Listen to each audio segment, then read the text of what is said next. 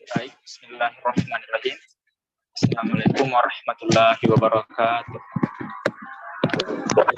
Waalaikumsalam warahmatullahi wabarakatuh. Wa yassir li amri wa hlul 'uqdatam min lisani yafqahu qawli. Alhamdulillah, nahmaduhu wa nasta'inu wa nastaghfiruh wa na'udzu billahi min syururi anfusina wa min sayyiati a'malina. Asyhadu an la ilaha illallah wa asyhadu anna Muhammadan 'abduhu wa rasuluh. Alhamdulillah, segala puji bagi Allah atas segala limpahan rahmat, taufik dan hidayahnya, sehingga pada kesempatan kali ini kita masih diberikan nikmat kesehatan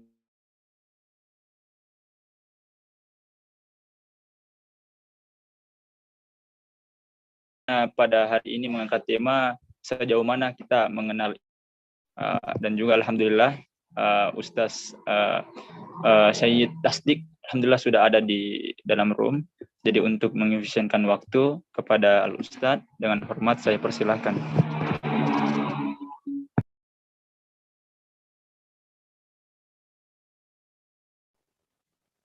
Bismillahirrahmanirrahim.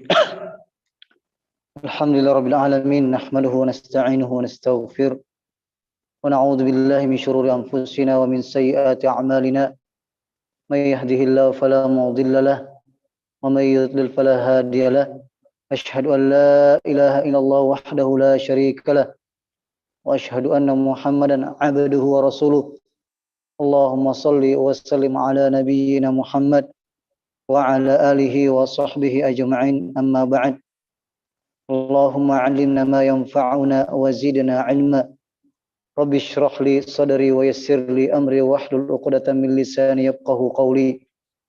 Allahumma anta rabbi la ilaha illa anta khalaqtani wa ana 'abduka wa ana 'ala ahdika wa wa'dika mastata'tu. A'udzu bika min syarri ma sana'tu, abu'u laka bi ni'matika 'alayya wa abu'u bi dhanbi faghfir li fa innahu la yaghfiru dzunuba illa anta. Pemirsa yang semoga senantiasa mendapatkan rahmat Allah Subhanahu wa taala.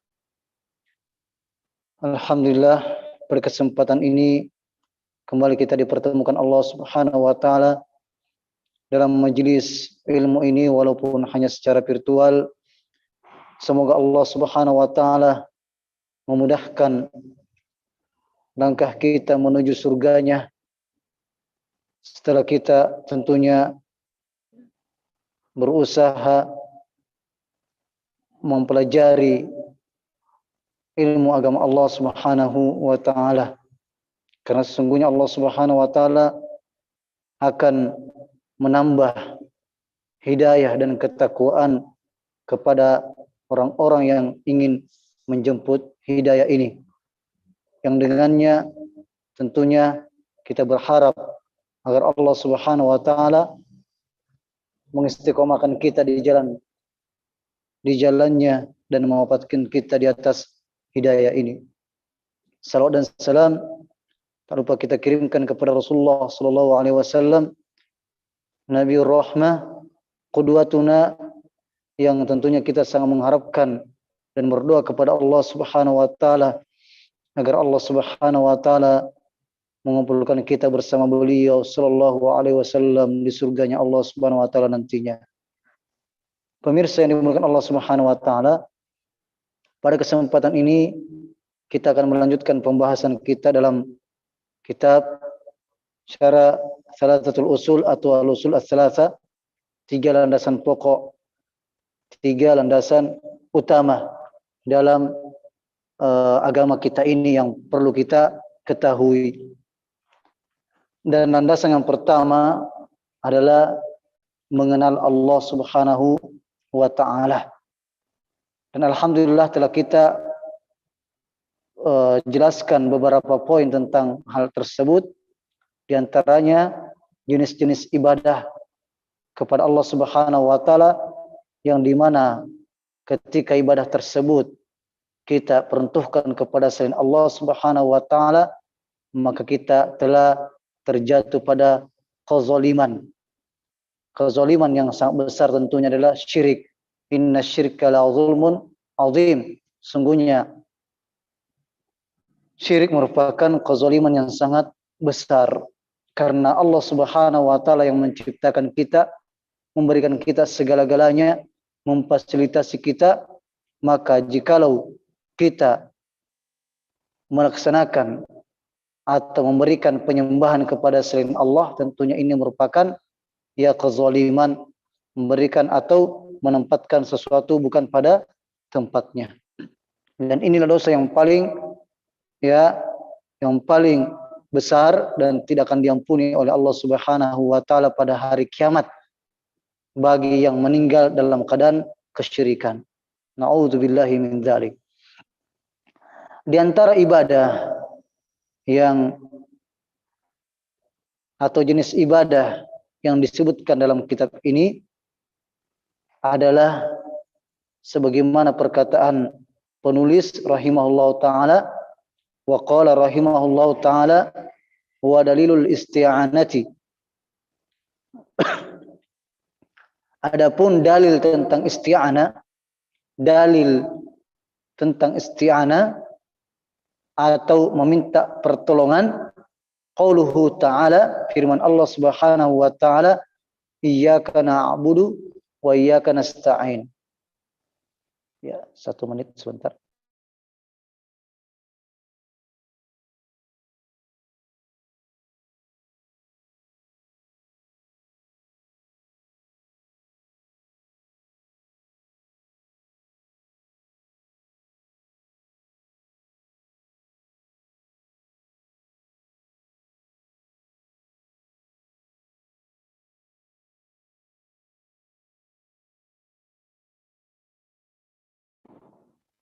Ya, dalil isti'anah atau dalil tentang meminta pertolongan kepada Allah semata.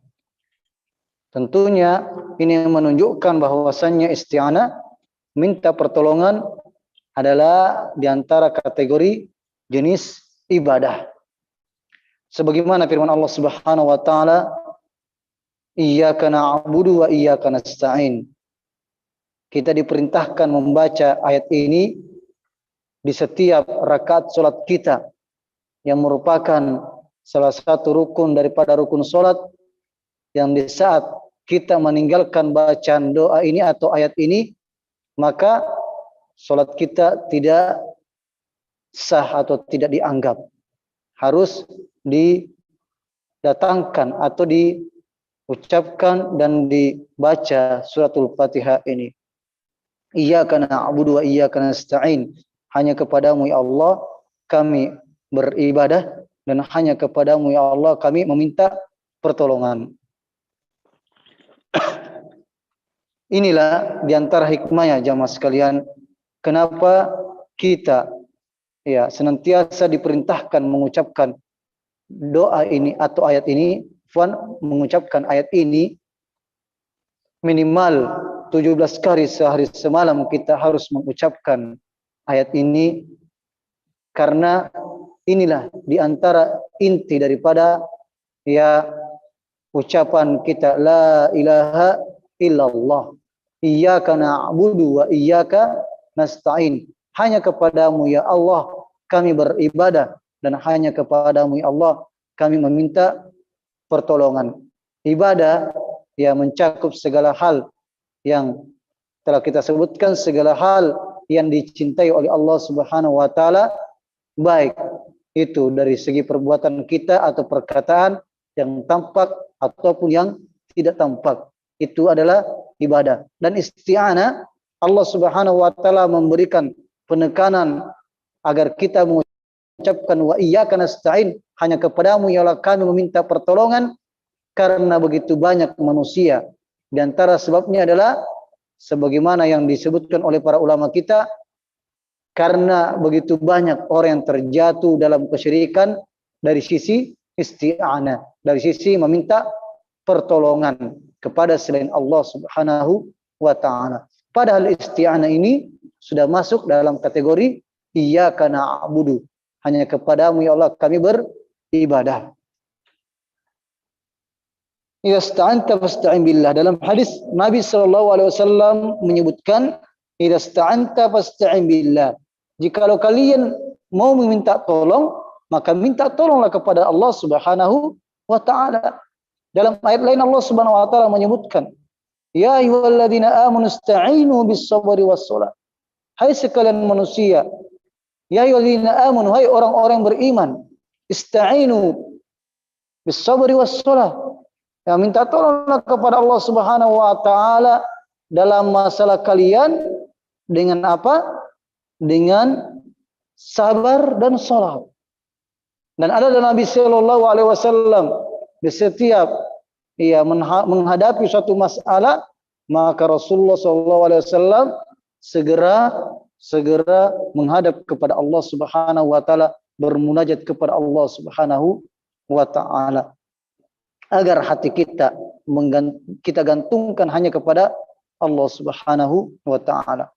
Dzakara Syekh rahimahullah min anwal ibadah al-isti'anah.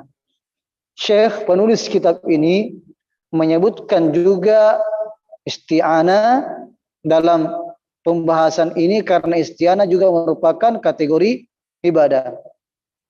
Wal isti'anatu naw'un min anwa'il ibadah li'anna Allah amarna bil isti'anah bihi fa huwa subhanahu yuhibbu ay yusta'an bihi liqaulihi ta'ala.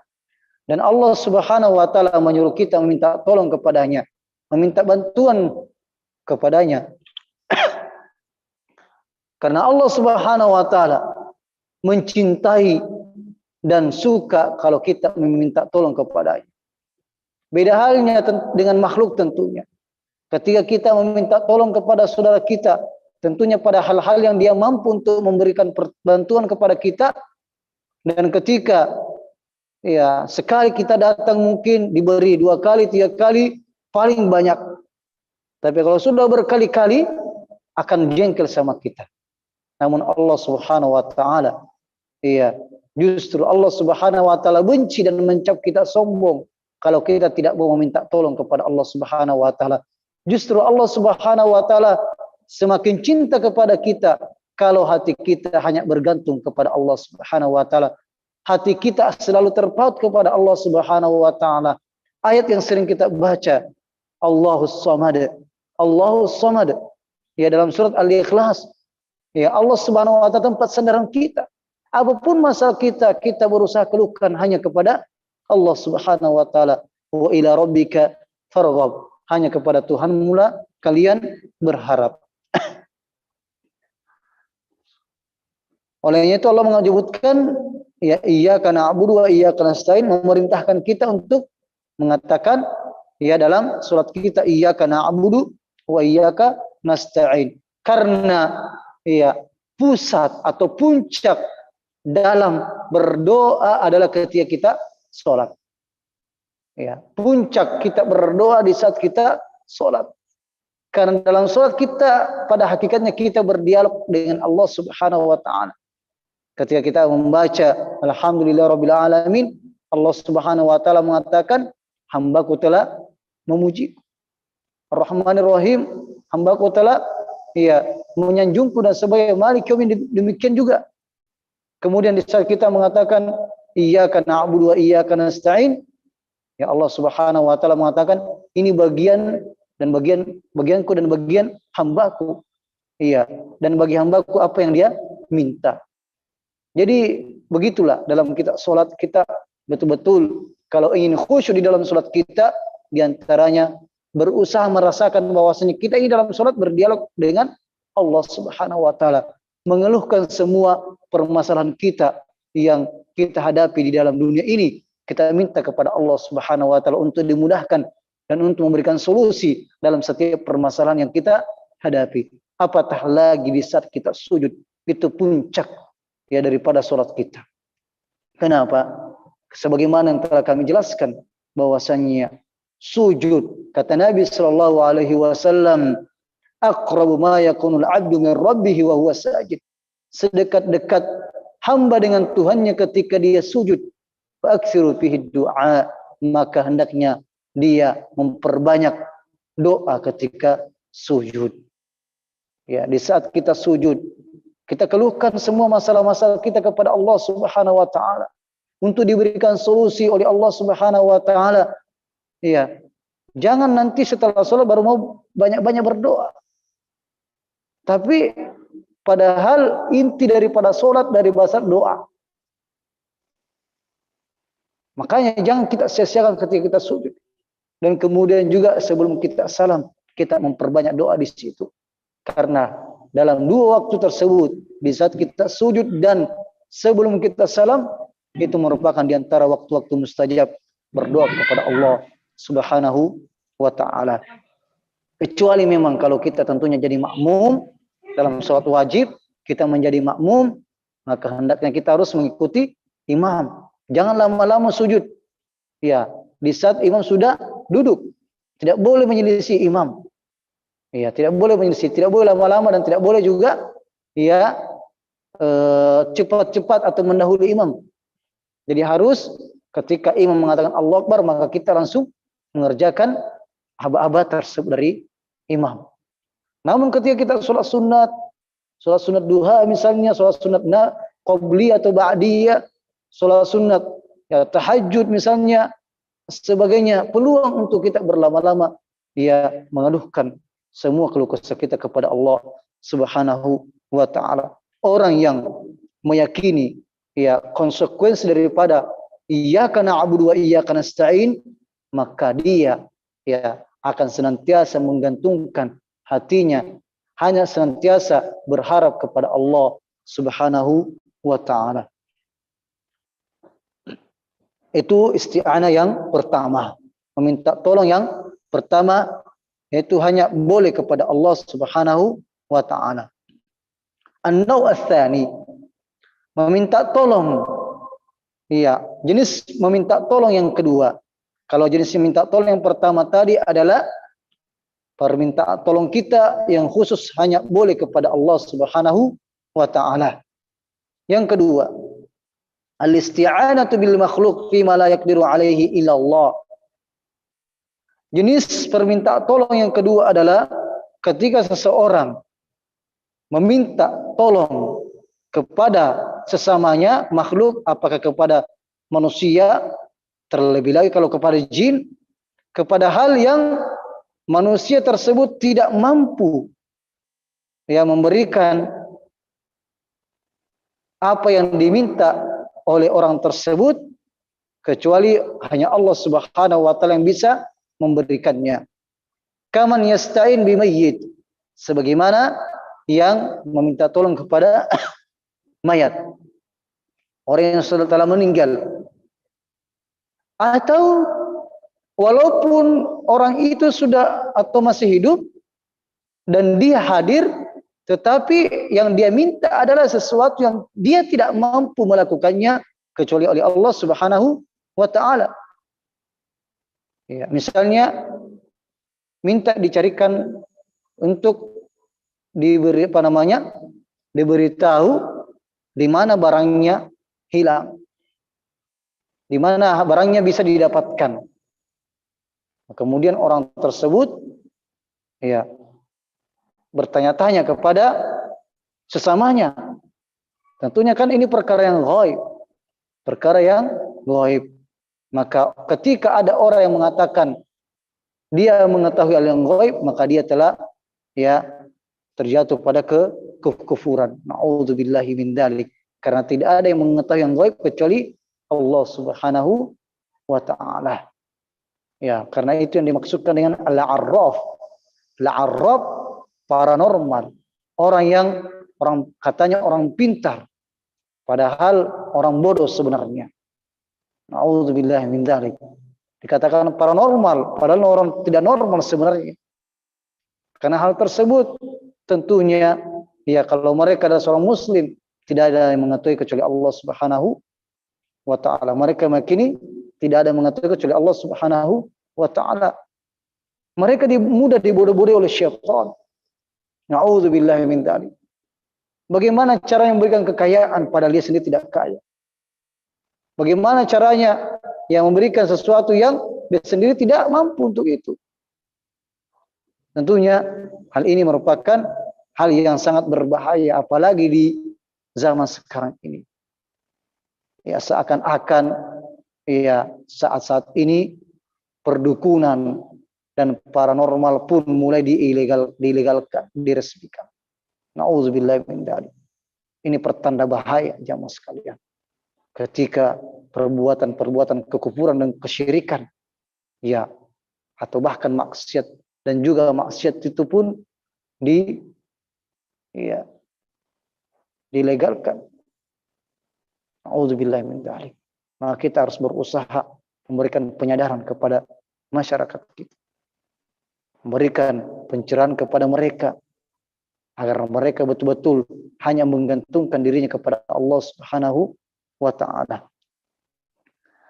Wa huwa min khasaisillah, dan padahal itu merupakan kekhususan Allah Subhanahu wa ta'ala. Au ayyasta'in bil ghaibin, atau mereka meminta tolong kepada yang gaib, yang mereka tidak lihat, seperti jin atau malaikat. Fahadil isti'anatu minasyirki, maka inilah termasuk juga permintaan tolong yang termasuk kesyirikan, karena dia tidak melihatnya. Ya, walaupun dibicarai, dia tidak melihatnya. Dan bahkan nanti kita akan sebutkan dalil tentang khusus tentang isti'adzah, orang yang meminta perlindungan kepada jin. Di antara orang mengatakan, kan jin Islam. Iya. Tetap tidak diperbolehkan. Karena mereka punya alam yang lain, dan kita punya alam yang lain. Dan kemudian juga Allah Subhanahu wa ta'ala sendiri yang menegaskan dalam Al-Quran bahwasanya perbuatan tersebut merupakan perbuatan yang dilarang. Dalam surah Al-Jin Allah Subhanahu wa ta'ala sebutkan,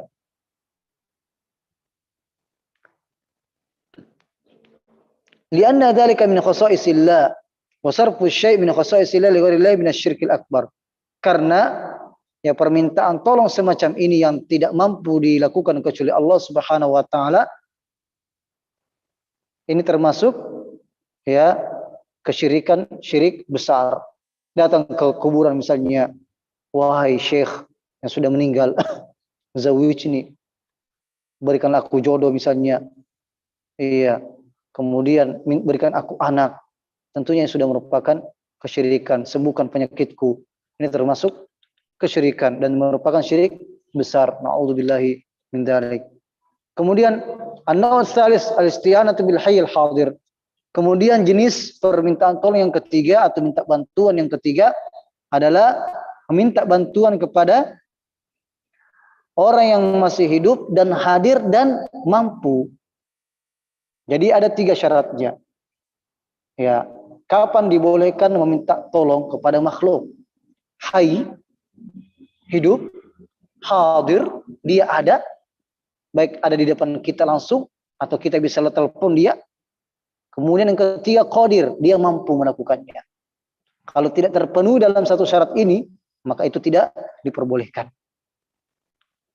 Fahadil isti'anatu jaizah, maka ini merupakan ya bentuk permintaan tolong yang dibolehkan. Kaman yasta'inu bi ahadin mahu minal ins ala syai'in yaqdir alaihi aw hayyin hadir, fa hada amru mubah. Ya, sebagaimana orang yang meminta tolong atau minta bantuan kepada saudaranya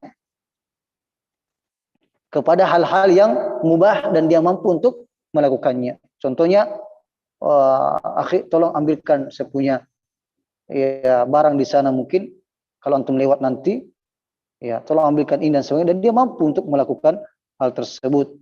Maka ini dibolehkan. Ya, karena dengan syarat tersebut dia hadir, hidup tentunya, dan dia mampu.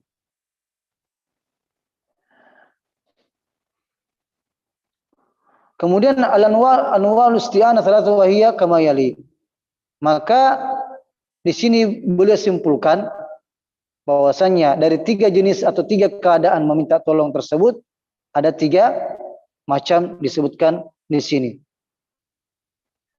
Yaitu al-isti'anatu billahi ta'ala, meminta tolong kepada Allah Subhanahu wa taala, dan ini merupakan ibadatun min ajalil ibadat. Meminta tolong, iya, berharap dan terus meminta tolong kepada Allah Subhanahu wa taala, menggantungkan hati kitanya kepada Allah, maka ini merupakan di antara ibadah, jenis ibadah yang sangat agung.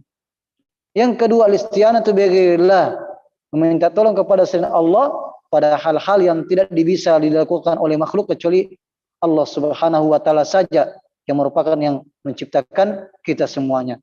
Maka ini merupakan permintaan tolong yang masuk dalam kategori syirik besar. Yang ketiga, al-isti'anatu bil hayyil hadir qadir, permintaan tolong kepada orang yang masih hidup, hadir dan mampu, maka ini merupakan permintaan tolong yang dibolehkan. Kemudian selanjutnya, wa qala rahimahullahu taala wa dalilul isti'adzati, dalil tentang isti'adzah, dalil tentang meminta perlindungan. Allah Subhanahu wa taala berfirman, "Qul a'udzu birabbil falaq." Katakanlah, a'udzu birabbil falaq. Aku berlindung kepada Tuhannya al-falaq, waktu subuh. Siapa yang diperintahkan ini? Rasulullah SAW. Dan untuk disampaikan kepada umatnya tentunya. Kalaulah saja Rasulullah SAW disuruh, diperintahkan untuk meminta perlindungan hanya kepada Allah Subhanahu wa taala, tentunya juga makhluk harus demikian. Atau afwan, ya umat Nabi SAW harus demikian. Qul a'udzu birabbil falaq. Wa qala ta'ala qul a'udzu birabbin nas. Begitu pula dalam surat An-Nas. Katakanlah aku berlindung kepada Tuhannya manusia.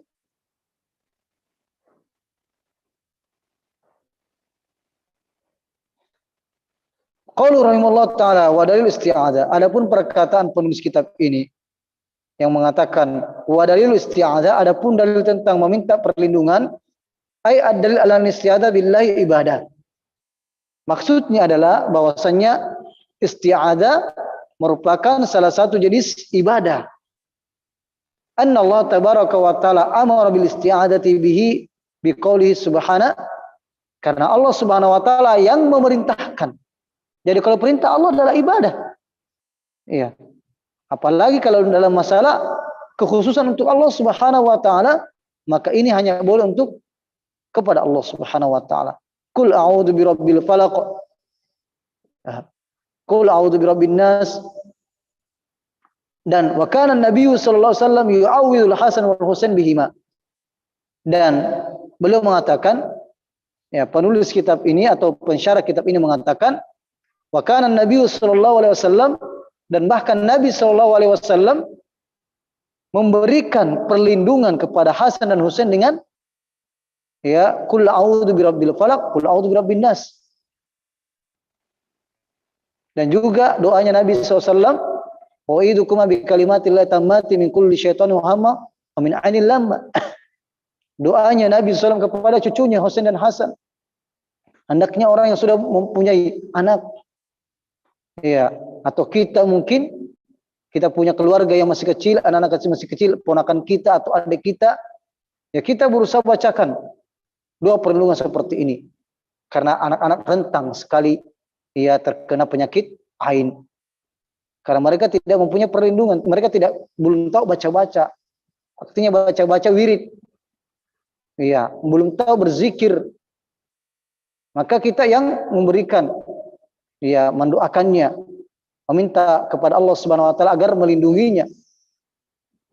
Tidak sedikit kita dapatkan anak-anak yang mungil-mungil, ya, sehat, gemuk misalnya dan sebagainya, lucu, tapi karena diposting di medsos dan sebagainya, karena kelucuannya dan sebagainya, naudzubillah min dzalik, tiba-tiba setelah itu sakit, langsung jadi kurus, ya, sakit. Itu disebabkan salah satunya ada penyakit ain. Olehnya itu, ya, sangat-sangat, ya, diwanti-wanti agar tidak memajang, memposting video seorang anak-anak kecil, apalagi merupakan dari keluarga kita. Karena kita tidak tahu hatinya orang. Mata hasad, ainil hasad, ya, tidak sedikit yang bahkan, ya, ada yang meninggal disebabkan penyakit ain yang seperti ini. Solusinya adalah salah satunya adalah dengan memberikan perlindungan, dengan meminta kepada Allah Subhanahu wa taala agar melindungi mereka. membentengi mereka dari penyakit ain dan kejahatan. Dan orang yang melihatnya, kita sebagai orang yang melihatnya, maka wajib bagi kita untuk mendoakannya keberkahan. Barakallahu laka, wa barakallahu fik. Semoga Allah memberkahimu. Sebagaimana dalam kisah dalam salah seorang sahabat yang tengah mandi di sungai, melepaskan bajunya, dan sahabat yang lain melihat dan mengatakan, aku belum pernah melihat tubuh yang seindah ini, begitu putihnya. Setelah beberapa saat, sahabat yang mandi tersebut tadi langsung sakit. Ya, ini namanya penyakit ain. Maka dihadapkanlah kepada Nabi SAW. Ya, kenapa tiba-tiba sakit? Siapa yang kalian kira-kira ya dengar telah memujinya? Maka disebutlah nama sahabat yang memuji tersebut dan didatangkan kepada Nabi SAW. Maka dikatakan kepadanya, sungguh engkau telah mencelakakan saudaramu. Mengapa engkau tidak mengatakan ya mendoakan keberkahan baginya? Makanya diperintahkan orang yang memuji tersebut untuk ya berudu atau apa, kemudian diberikan sisa wudunya kepada orang sakit tersebut dan sembuh dengan izin Allah Subhanahu wa taala. Itu di antara cara pengobatannya. Namun yang jadi masalah, kita tidak tahu siapa yang di medsos itu yang telah memujinya. Termasuk kita juga.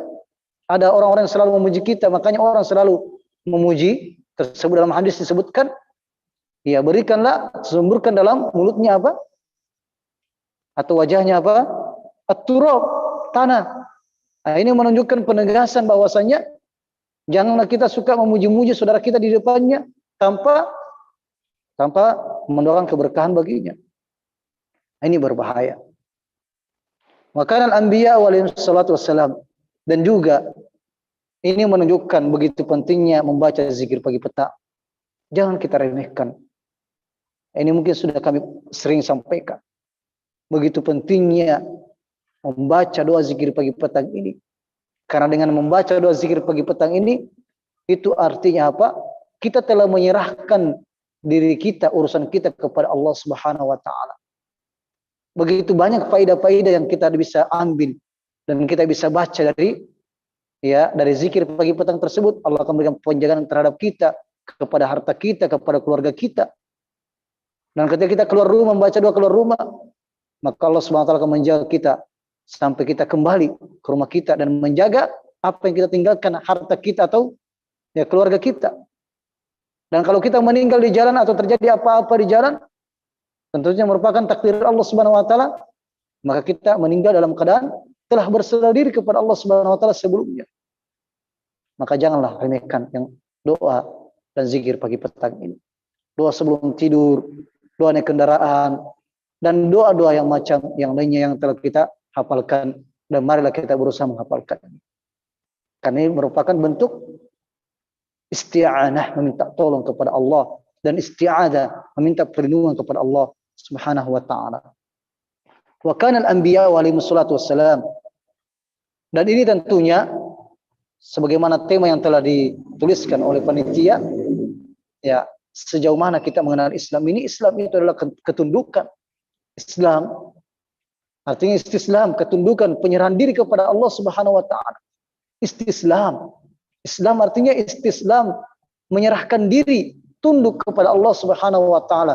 Semua ibadah kita dan permohonan kita gantungkan hanya kepada Allah Subhanahu wa taala. Tunduk pada perintah Allah, tunduk pada larangan Allah untuk kita tinggalkan. Ini namanya Islam, istislam. Islam, muslim yang sejati, muslim yang sesungguhnya. Mengaku dirinya muslim, namun tidak tunduk perintah Allah Subhanahu wa taala, sesungguhnya dia adalah bukan muslim. Ya, terutama dalam masalah sholat. Tidak sedikit para ulama yang telah memfatwakan orang telah meninggalkan sholat wajib, maka dia telah kafir. Tidak sedikit. Iya, walaupun perbedaan ulama kita juga dalamnya, kalau dia sudah meyakini tidak wajib sholatnya, ya, maka dia telah kafir. Semua sepakat para ulama kita tentang kekufurannya. Namun kalau masih meyakini sholat itu wajib tapi karena malas, maka belum sampai kepada kekufuran. Tapi tidak sedikit juga para ulama mengatakan sudah sampai kepada kekufuran. Karena begitu banyak dari dalil yang menjelaskan al-ahdu, ya, perjanjian kita dengan orang kafir adalah sholat. Maksudnya adalah perbedaan kita dengan orang kafir adalah sholat. Man taraka shalah faqad kafar. Barang siapa yang telah meninggalkan sholat maka telah kafir.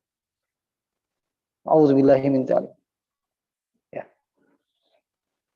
Al-anbiya wa alaihi salatu wassalam, ya, para nabi dan rasul, semoga Allah SWT memberi salawat kepadanya dan memberi keselamatan, yasta'iduna billahi kama fi qouli ta'ala.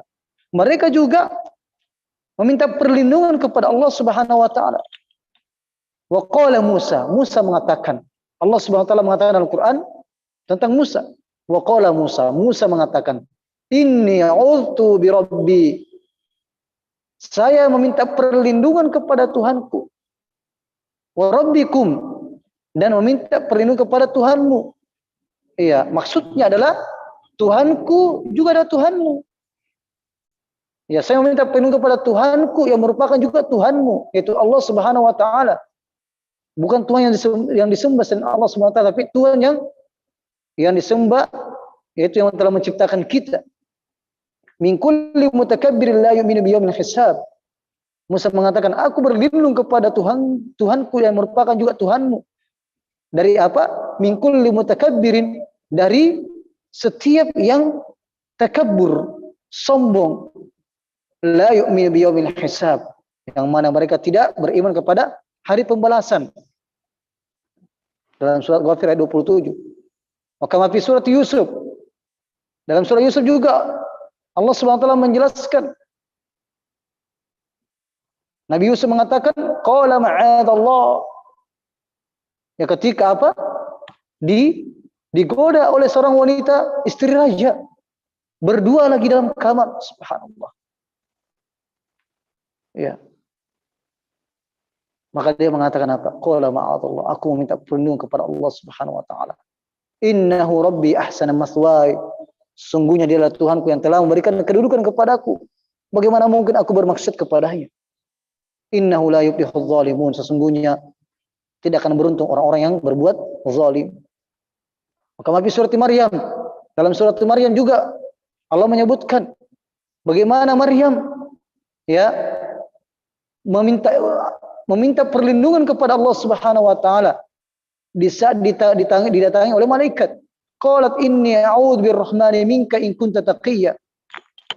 Ya, saya berlindung kepada Allah Subhanahu wa taala yang Maha Pengasih darimu. Saya berlindung kepada Allah Subhanahu wa taala Maha Pengasih darimu in kunta taqiyya. Jikalau engkau termasuk orang yang bertakwa.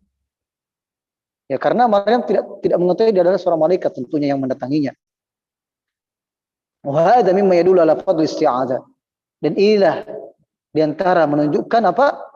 Keutamaan meminta perlindungan dan waluju, dan kembali menggantungkan hati kita hanya kepada Allah Subhanahu wa taala. Sampai para nabi dan rasul pun yang mereka yang meminta hanya kepada Allah Subhanahu wa taala dan meminta perlindungan hanya kepada Allah Subhanahu wa taala.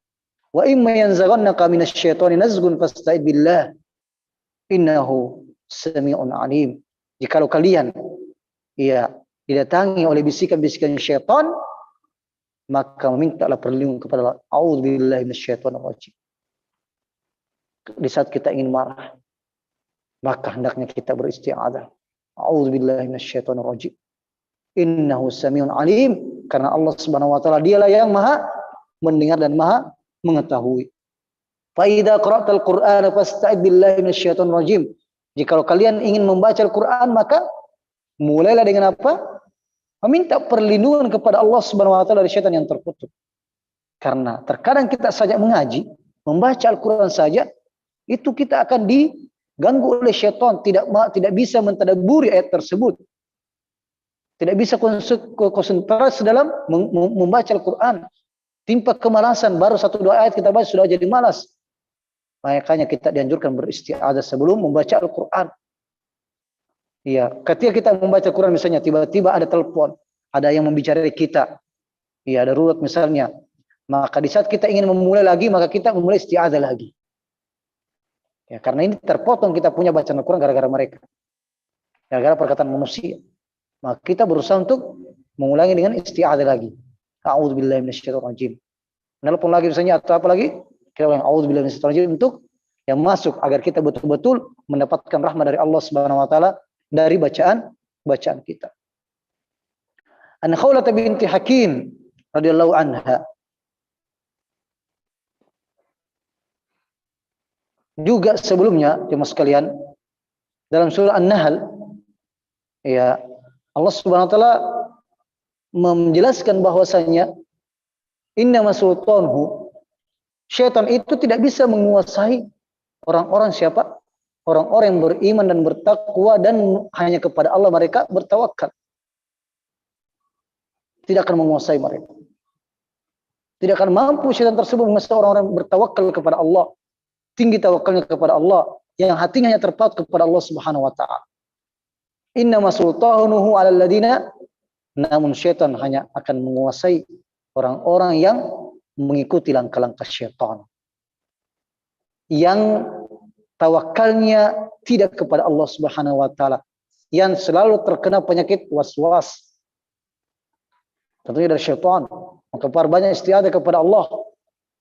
Yang selalu yang merasa takut kepada makhluk. Apalagi kalau dalam masalah takut yang merupakan hanya boleh kepada Allah Subhanahu wa taala. Ya. Maka kalau kita tidak mau dikuasai syaitan, Allah Subhanahu wa taala menyebutkan, "Wa may ya'shu an dzikrir rahman nuqayyid lahu syaitanan fa huwa qarin."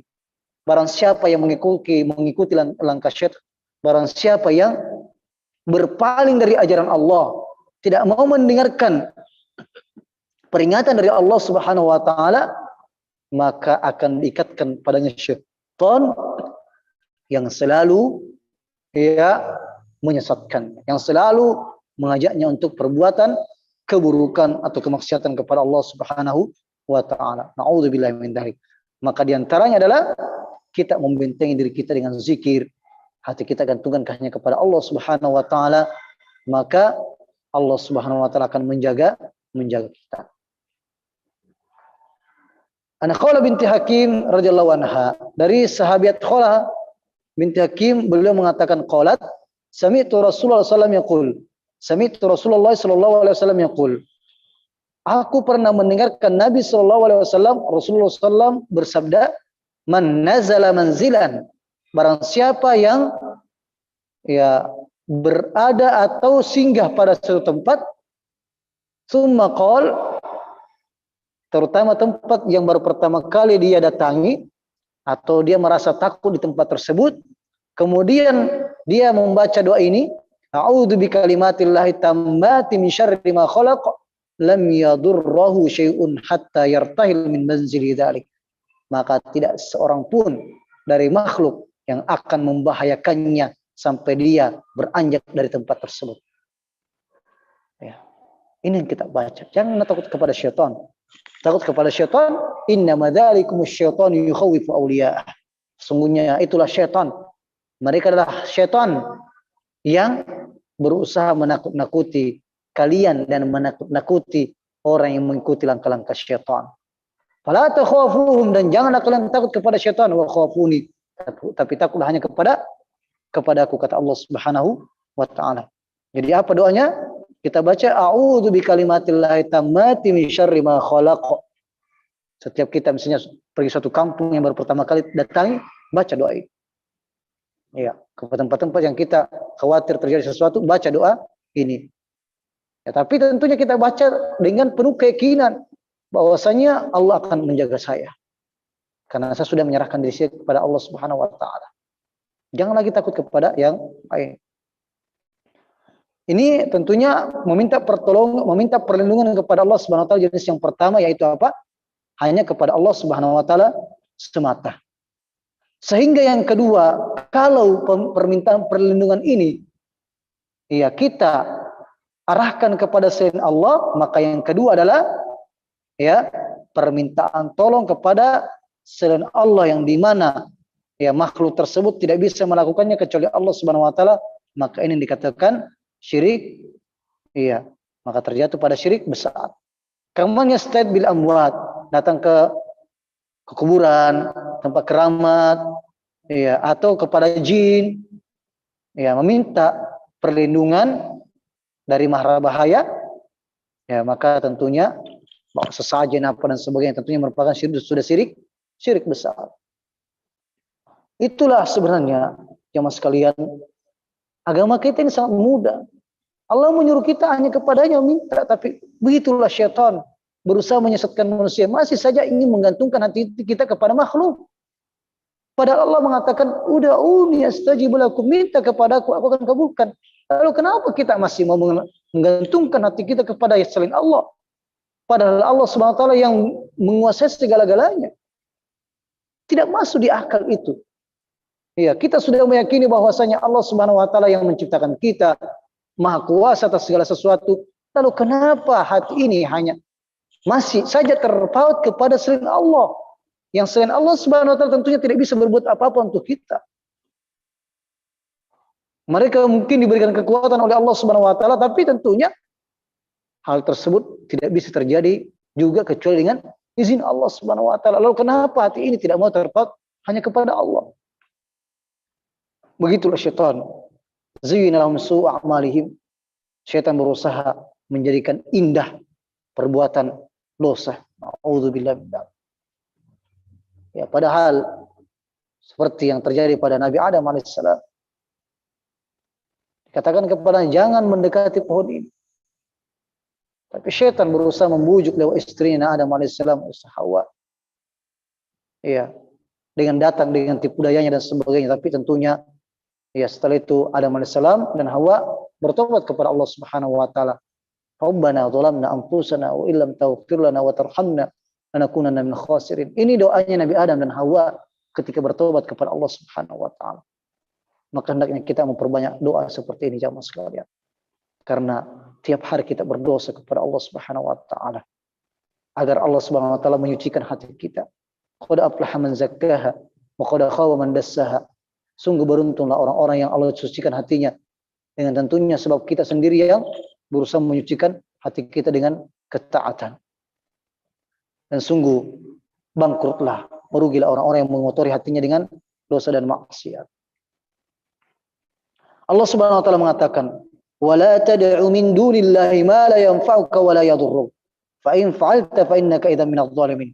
Janganlah kalian menyeru, janganlah kalian meminta kepada selain Allah Subhanahu wa taala yang tidak bisa memberikan manfaat kepada kalian dan tidak bisa memberikan bahaya atau menolak bala dari kalian. Fa in fa'alta fa innaka idzan minadh dhalimin. Jikalau kalian melakukan hal tersebut, maka sungguh kalian termasuk orang-orang yang zalim. Wa qauluhu ta'ala, Allah juga berfirman, "Wa man adallu mimman yad'u min dunillahi man la yastajibu lahu ila yaumil qiyamati wa hum an du'a'ihim ghafilun." Siapakah yang lebih sesat? Ya. Daripada orang-orang, siapakah orang yang lebih sesat melebihi daripada orang yang meminta, menyeru kepada selain Allah Subhanahu wa taala dan yang diseru tersebut tidak bisa memberikan apa-apa sampai hari kiamat pun tidak bisa memberikan apa-apa. Di mana akhirnya mereka simpan? Datang kepada orang mati, ke kuburan meminta. Di mana akal mereka? Na'udzubillah min dzalik. Kita sangat bersyukur kepada Allah Subhanahu wa taala. Allah berikan hidayah kepada kita. Alhamdulillahilladzi hadana li hada. Makanya kita selalu minta kepada Allah agar nikmat hidayah ini terus berada pada diri kita. Ya, ihdinas siratal mustaqim. Dan tentunya kita berusaha untuk, ya, setelah selain daripada minta tolong kepada Allah, berusaha dengan menuntut ilmu, ya, bermajlis dengan orang-orang saleh dan sebagainya, menggunakan kenikmatan yang Allah berikan kita ini dengan pada hal-hal yang Allah Subhanahu wa taala ridhoi, sehingga kita tidak tergelincir dengan tipu daya syaitan. Sarful ibadati li ghairillahi minasyirkil akbar. Maka memberikan, ya, atau meminta perlindungan kepada selain Allah Subhanahu wa taala yang merupakan kekhususan kepada Allah Subhanahu wa taala, maka yang termasuk kesyirikan. Jenis yang ketiga, al-isti'adzatu bil al-mubaha. Meminta perlindungan yang dibolehkan. Kapan dibolehkan? Sama dengan syaratnya tadi ketika meminta tolong. Apa syaratnya? Orang yang kita tempati minta perlindungan itu dia hadir, tentunya dia hidup, hadir, dan qadir, dan mampu memberikan perlindungan kepada kita. Misalnya ada orang yang ya dikejar musuh, misalnya dikejar ya orang jahat, maka dia ingin minta perlindungan kepada di rumah kita misalnya, maka kita berikan perlindungan kepada dia. Makanya termasuk yang dibolehkan, karena dia kita mampu untuk memberikan perlindungan kepadanya. Tentunya Allah Subhanahu wa taala yang akan melindungi semuanya. Karena mereka cuma perantara ya, dalam memberikan bantuan perlindungan. Sebagaimana dalam hadis disebutkan dari Abi Hurairah radhiyallahu anhu anin Nabi sallallahu alaihi wasallam,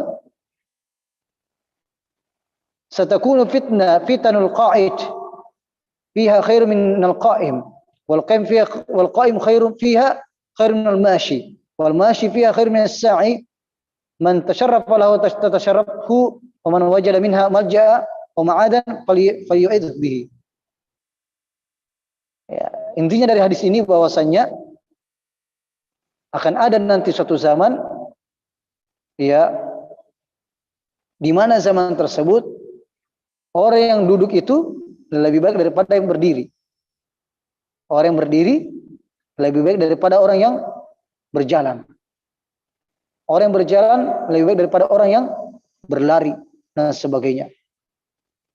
Ya, ini butuh penjelasan tentunya dari para ulama kita tentang hal ini di buku-buku hadis tentunya. Tapi intinya di sini disebutkan jikalau barang siapa di antara kalian mendapatkan tempat untuk meminta perlindungan, ya, maka mintalah perlindungan tempat tersebut dan orangnya, saudaranya harus memberikan perlindungan kepadanya.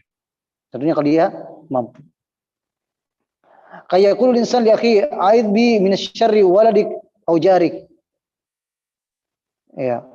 Sebagaimana contohnya seseorang mengatakan lindungi saya dulu ini ya dari kejahatan atau perbuatan buruknya kau punya anak ini.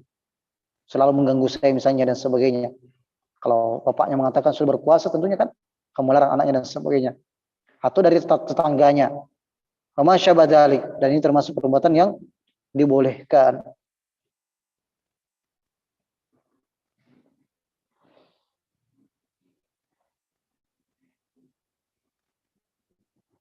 Ya mungkin kita cukupkan untuk sementara dalam masalah isti'anah dan al-isti'adzah. Semoga yang kita sampaikan pada kesempatan ini bisa bermanfaat kepada diri kita semuanya, terutama kepada diri pribadi kami sendiri. Semoga Allah Subhanahu wa taala senantiasa melindungi kita semuanya dari berbagai keburukan dan agar kita senantiasa menggantungkan hati kita hanya kepada Allah Subhanahu wa taala dan kita diwafatkan dalam keadaan Islam, berserah diri kepada Allah Subhanahu wa taala.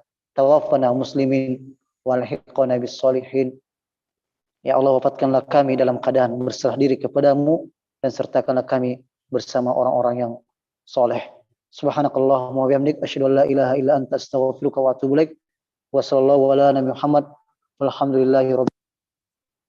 Serahkan kepada moderator. Ya, terima kasih.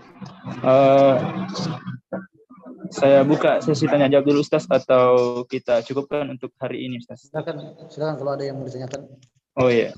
Jadi bagi teman-teman yang ingin bertanya silakan langsung saja aktifkan mikrofonnya. Bismillah, Afwan, ana izin bertanya Ustaz. Ya silakan. Nah. Bismillah, syukron atas kesempatannya. Di sini saya punya 2 pertanyaan Ustaz.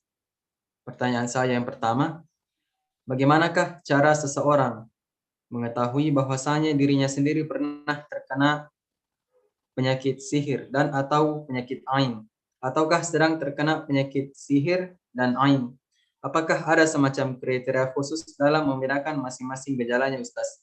Semoga Allah Ta'ala senantiasa melindungi diri kita dari berbagai macam keburukan.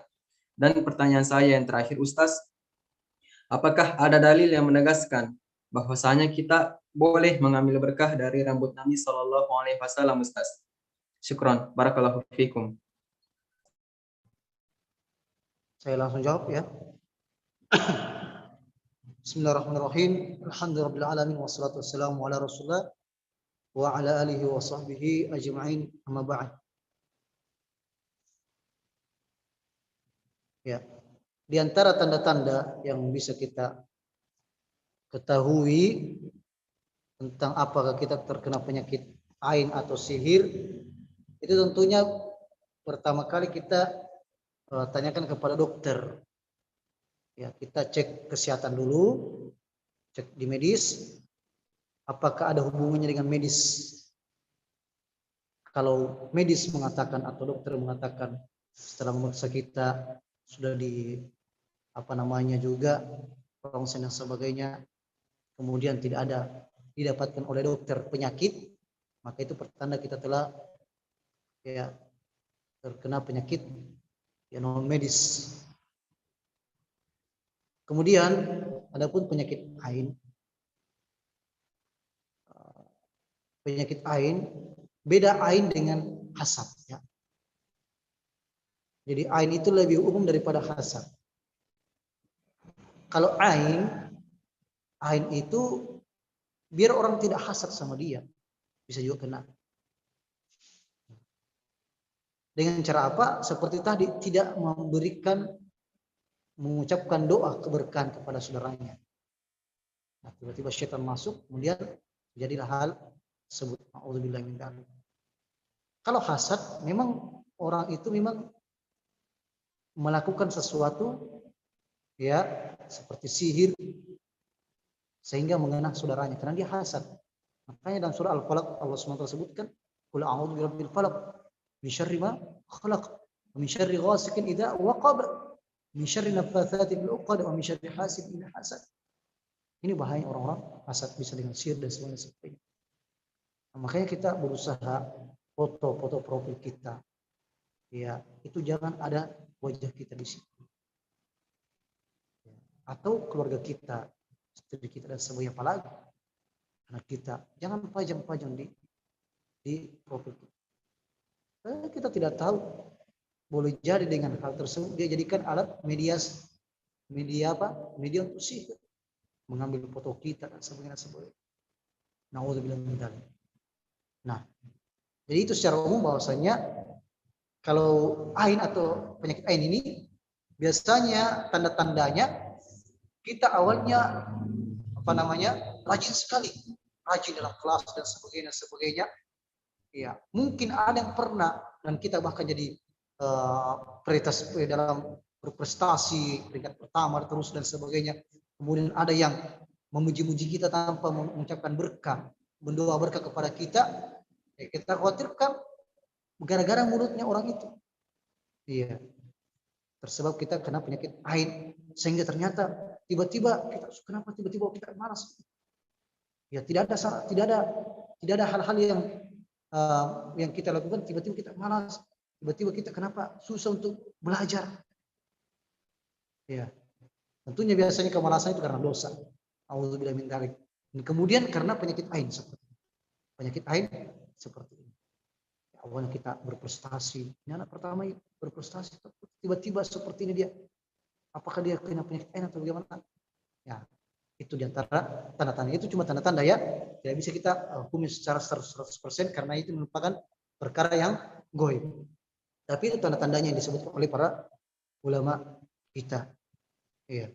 Dan tentunya solusinya adalah sebagaimana kita sebutkan tadi adalah memperkuat benteng kita dengan zikir, hati kita terpaut kepada Allah Subhanahu wa taala. Terus kita senantiasa ya menyungkurkan diri kita kepada Allah Subhanahu wa taala, bermunajat kepada Allah.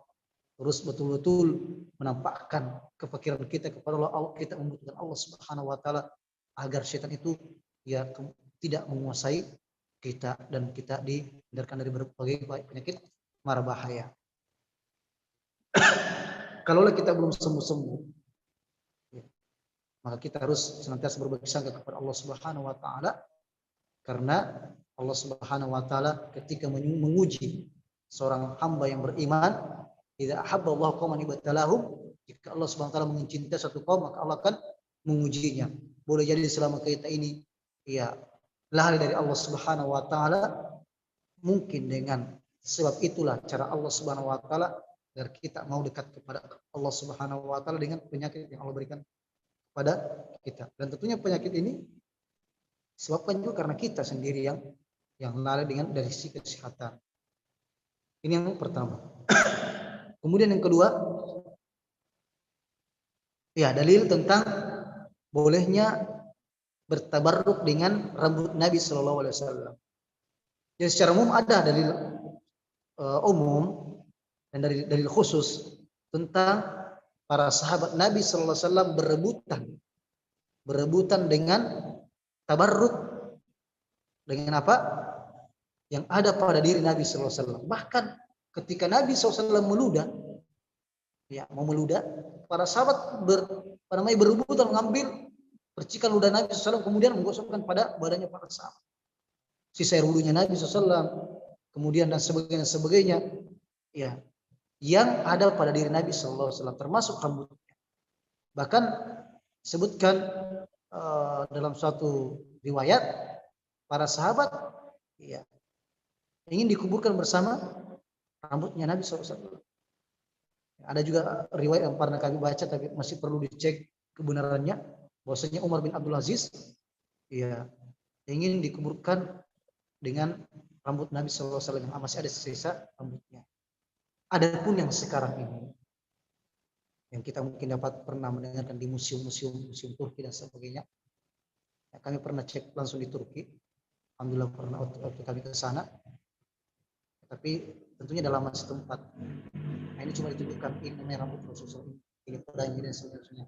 Tapi para ulama kita mengatakan, ya semua hal yang tersebut yang telah disimpan dalam museum tersebut itu belum bisa dipercaya dalam 100%. Karena tidaklah para sahabat yang sebagaimana telah kita sebutkan salah satu riwayatnya tadi, kecuali sahabat itu ingin ya dikuburkan bersama bekas-bekas Nabi Shallallahu Alaihi Wasallam. Jadi kalau ada itu masih diragukan, Dan tentunya tabaruk yang paling afdol ada tentunya dengan apa? Hadis Nabi Shallallahu Alaihi Wasallam, sunnah Nabi Shallallahu Alaihi Wasallam itu yang wajib kita ikuti. Kita akan mendapatkan berkah. Kata Allah Subhanahu Wa Taala, "Qul in kuntum tuhibbunallah fattabi'un." Kalau kau benar-benar cinta kepada Allah Subhanahu Wa Taala, maka ikutilah Rasulullah Shallallahu Alaihi Wasallam. Itulah diantara yang paling penting harus kita ikuti. Ya, sebagaimana dalam riwayat lain disebutkan, taraktu fikum amrayni, setelah meninggalkan kepada kalian dua perkara. Yang dimana kalian ketika memegang erat-erat dua perkara ini apa? Kalian tidak akan tersesat. Apa itu? Kitabullah, Al-Quran dan Sunnah Nabi Sallallahu Alaihi Wasallam. Ini yang paling penting kita telusuri, pelajari dan sebagainya. Ada pun yang masih diragukan, tidak usah kita percaya yang seperti itu. Tapi kalau memang benar, ya itu dibolehkan. Allah Ta'ala alam. Semoga jelas ya. Ada satu pertanyaan lagi Ustaz dari saudara kita. Adalah apakah dukun atau jin yang bisa memudaratkan manusia itu adalah atas izin Allah Ustaz? Mohon penjelasannya. Ya, bismillahirrahmanirrahim. Alhamdulillahirabbil wassalatu wassalamu ala Rasulillah. Jadi semua yang terjadi di muka bumi ini adalah atas izin Allah Subhanahu wa taala. Baik itu perbuatan kebaikan maupun perbuatan dosa. Ya, tapi bukan Allah yang melakukan. Ya, Allah memberikan kita kehendak untuk berbuat. Ya. Allah memberikan kita kehendak untuk berbuat kebaikan dan berbuat keburukan. Allah berikan kita kehendak untuk berbuat. Dan ada Allah Subhanahu wa taala biarkan kesesatan baginya. Ya, termasuk perbuatan iblis. Bukankah iblis telah berjanji Ya, setelah dikeluarkan dari surga, minta tangguhan dari Allah Subhanahu wa taala, ya Allah, ya, berikan aku tangguhan sampai hari kiamat agar aku bisa menyesatkan manusia. Itu kan atas izin Allah Subhanahu wa taala. Ya kan? Nah, kita kan diberikan Al-Qur'an. Iya. Untuk mengikuti Al-Qur'an tersebut. Namun Allah mengatakan apa? Innallaha la ya'muru bil fahsya. Allah Subhanahu wa taala tidak menyuruh kita berbuat maksiat. Tapi kita ada dua pilihan. Fa alhamaha fujuraha wa taqwaha. Ini jalan yang baik, ini jalan yang buruk. Ya. Sama dengan perbuatan kebaikan. Kita tidak bisa berbuat kebaikan secara maksimal kecuali dengan izin Allah Subhanahu wa taala. Ya. Misalnya sholat. Kita mau pergi ke masjid sholat. Tiba-tiba kita sakit. Tidak bisa kan? Kita punya kehendak berjalan, tapi tiba-tiba kita sakit. Tidak bisa. Iya. Perbuatan dosa. Ada orang yang mencuri. Ya, misalnya. Ada orang mencuri, kemudian tiba-tiba Allah SWT ya menggerakkan yang lain untuk melihat ke kanan misalnya atau ke kiri, melihat mencuri tiba-tiba. Ini kan Allah yang membatalkan hal tersebut. Ada juga tentunya itu merupakan ujian dari Allah Subhanahu wa taala. Jadi sama dengan penciptaan iblis, ya, dengan keburukan yang ada itu atas izin Allah Subhanahu wa taala terjadi, tapi tentunya bukan Allah yang menyuruhnya. Dan Allah lah yang akan menghukum orang yang melakukan dosa dan akan memberikan pahala bagi orang yang melakukan kebaikan. Ini contoh kecil saja, contoh kecil ya. Kita tidak menyamakan Allah dengan makhluk. Kita cuma berikan semacam contoh agar masuk di akal Anda semuanya. Seorang bapak ya memberikan motor kepada anaknya. Ya, nah ini motor saya kasih kamu. Pagi pergi ke sekolah ya, kuliah ya. Ya, jangan pakai keluyuran. Tapi ini si anak justru semakin melewati kampusnya, tidak sampai di kampusnya. Ya, melewati sekolahnya, naudzubillah min dzalik. Ya, apakah berhak orang tuanya untuk menghukumnya? Ya kan? Orang tuanya yang kasih motor. Ya, seperti itu. Tapi ketika itu terjadi ya, ini cuma contoh kecil, contoh untuk bagaimana ya kalau itu terjadi pada makhluk saja, tentunya Allah SWT Maha Adil. Kalau Allah yang menghukum hambanya karena perbuatan dosanya, maka itu adalah hak Allah SWT. Dan ketika Allah SWT menutupi dosa-dosa kita, mengampuni kita, ini merupakan menunjukkan rahmat Allah SWT yang sangat. Ikhlas sekalian dan akhwat yang dimuliakan Allah SWT sebagai penutup, ya kita senantiasa harus menyadari nikmat kesehatan Allah berikan kita. Abu ulaka bi ni'matika alayya. Sayyidul istighfar yang sering kita ucapkan. Ya Allah, aku mengakui begitu banyak nikmat-Mu yang Engkau berikan kepadaku terus menerus sampai sekarang ikhlas sekalian. Wa abu bidzambi, justru kita balas dengan dosa-dosa. Namun Allah SWT belum langsung membalas kita. Ya, apakah yaitu karena rahmat Allah tentunya agar kita mau bertobat kembali kepada Allah, atau memang penangguhan ditangguhkan supaya bertumpuk dosanya dan diazab dengan dosanya nanti. Nauzubillahi min dzalik. Wallahu taala alam. Semoga Allah SWT menjaga kita semuanya. Silakan ditutup. Jazakallahu khairan Ustaz. Mengingat pukul sekarang menunjukkan sudah 5:30 lewat, berarti kita mesti siap-siap untuk insyaallah sholat maghrib. Jadi sekali lagi jazakallahu khairan kepada Ustaz. Semoga apa yang disampaikannya mendapatkan pahala dan juga balasan yang sempurna oleh Allah Subhanahu wa taala. Kemudian juga yang sempat hadir pada pertemuan kali ini diberikan pemahaman dan juga keimanan pada dari Allah Subhanahu wa taala. Akhir kata, lebih dan kurangnya mohon dimaafkan. Billahi fi sabilil haq, fastabiqul khairat. Assalamualaikum warahmatullahi wabarakatuh. Waalaikumsalam.